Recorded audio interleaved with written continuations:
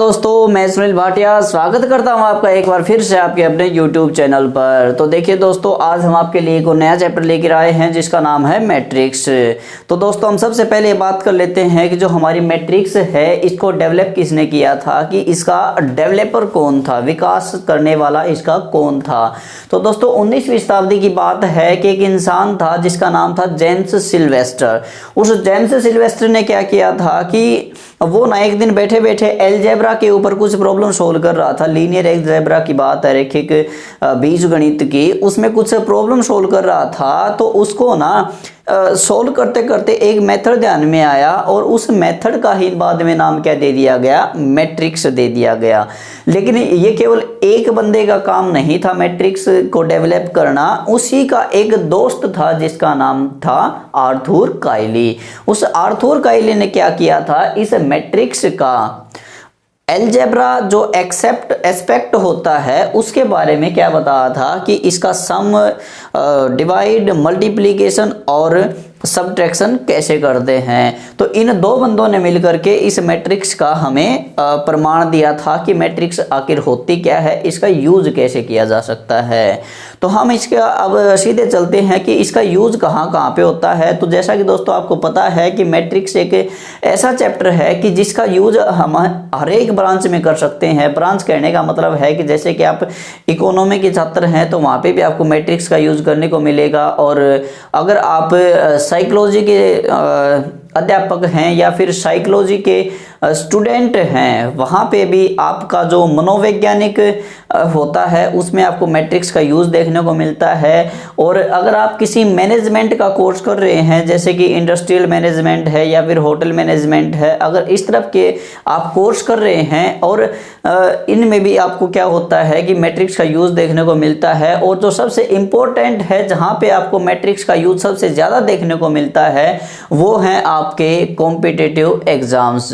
Competitive exam जैसे कि हमारे जो एसएससी लेती है, रेलवे के आते हैं, और जैसे कि स्टेट गवर्नमेंट के भी होते हैं, इनमें भी सब एग्ज़ाम्स में मैट्रिक्स का क्वेश्चन आना सबसे कॉमन है।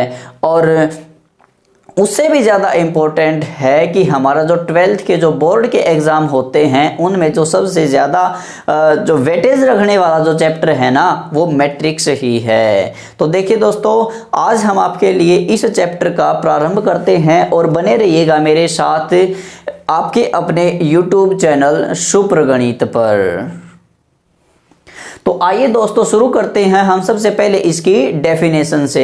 इसकी डेफिनेशन क्या कहती है कि इंग्लिश में कि it is the arrangement of rectangular अरे। रेक्टेंगुलर अरे का मतलब है कि ये क्या होता है कि एक मैट्रिक्स है ना, एक ऐसी शेप मान लीजिए जो कि हमें बताती है कि संख्याओं को आयताकार और वर्गाकार रूप में कैसे व्यवस्थित किया जा सकता है। व्यवस्थित करने का मतलब है कि जैसे कि ना, मैं कोई एग्जांपल लेता हूँ, जैसे कि राधा नाम की लड़की थी, उसने क्या किया कि कुछ पेन, कुछ पेंसिल और कुछ इरेजर्स खरीदे। जैसे कि उसने 10 पेन खरीदे थे, 5 पेंसिल खरीद ली और 2 इरेजर खरीद लिया। 10 पेन, 5 पेंसिल, 2 इरेजर। उसी के बाद क्या हुआ कि जो राम था उसने क्या किया कि 5 तो पेन खरीद लिए, 10 पेंसिल खरीद ली और 3 इरेजर खरीद लिए। अब इन दोनों को हम एक मैट्रिक्स की फॉर्म में कैसे लिख सकते हैं? हम जैसे सीधा तो लिख दिया हमने, राधा ने क्या क्या खरीदा हो, राम ने क्या क्या खरीदा है, लेकिन इसको एक सिंपल, एक ऐसे वे में लिखना कि जिसको हर कोई समझ सके, तो उसका काम कौन करता है? मैट्रिक्स करती है। तो देखिए दोस्तों, इसको हम मैट्रिक्स में कैसे कन्वर्ट कर सकते हैं कि आपको ना सबसे पहले तो क्या करना पड़ेगा कि मैट्रिक्स को ये समझना पड़ेगा कि मैट्रिक्स कभी भी खुले में नहीं लिखी जाती। खुले में लिखने का क्या मतलब है मेरा? खुले में लिखने का मतलब है कि आपको मैट्रिक्स हमेशा ही एक क्लोज ब्रैकेट के अंदर बंद करनी होगी।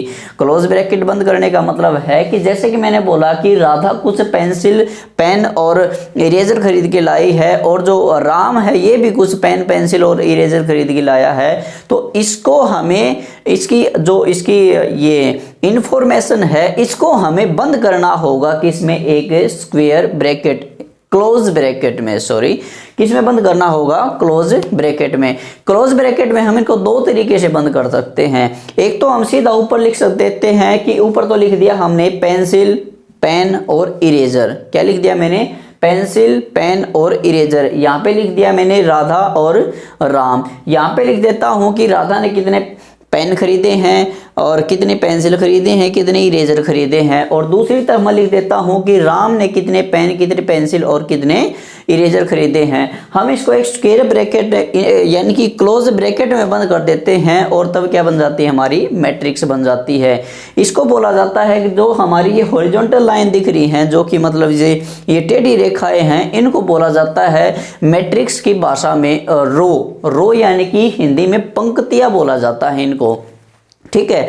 और जो आपको खड़ी लाइनें दिख रही हैं, वर्टिकल लाइनें बोला जाता है। ये तीन जो वर्टिकल लाइनें दिख रही हैं आपको, इनको मैट्रिक्स की भाषा में कॉलम बोला जाता है। हिंदी में बोला जाता है स्तंभ और इंग्लिश में होता है कॉलम, ठीक है। ये तो हो गया कि जिसमें हमको कितनी दिखाई दे रही है भाई, दो तो रो दिखाई दे रही हैं और तीन कॉलम्स दिखाई दे रहे हैं।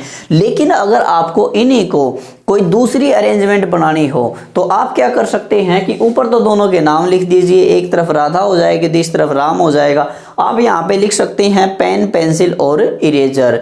आप इस तरह से भी कर सकते हैं कि जैसे कि यहाँ पे तो पेन, पेंसिल और इरेजर के नाम आ जाएंगे कि राधा ने कितने खरीदे थे और राम ने कितने खरीदे थे। और इसका भी हम किसको कर सकते हैं, फिर इसमें भी एक क्लोज ब्रैकेट में बंद कर सकते हैं और ये भी हमारी क्या होगी, मैट्रिक्स बन गई। तो क्या देखते हैं, पिछले वाले में हमारी केवल दो पंक्तियां थी, दो रो थी, लेकिन यहाँ पे हमारी पंक्तियों की संख्या कितनी हो गई है, 3 हो गई है।